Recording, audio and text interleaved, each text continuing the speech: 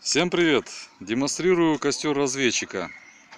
Готовится два отверстия в земле квадратным сечением, ориентировочно 15-20 сантиметров. На глубине 40 сантиметров я сделал сквозное отверстие, то есть они соединяются.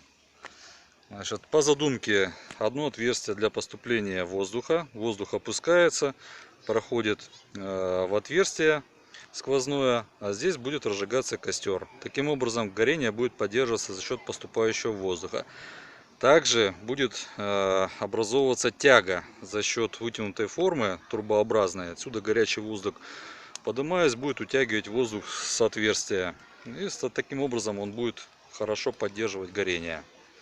Также плюс огонь будет скрыт над поверхностью.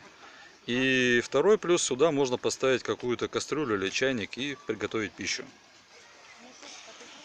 Приступаем к испытанию.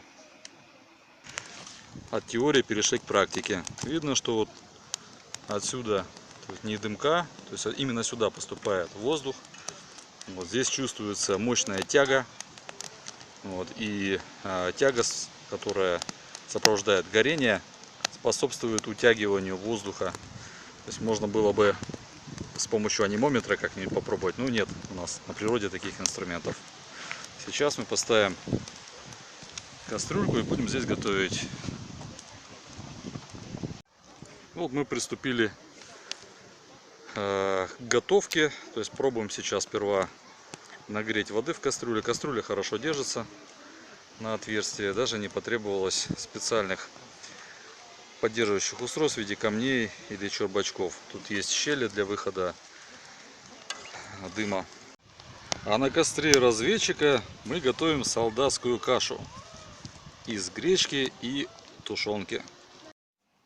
Вот такой костер разведчиков для готовки пищи и не только. Надеюсь, было познавательно.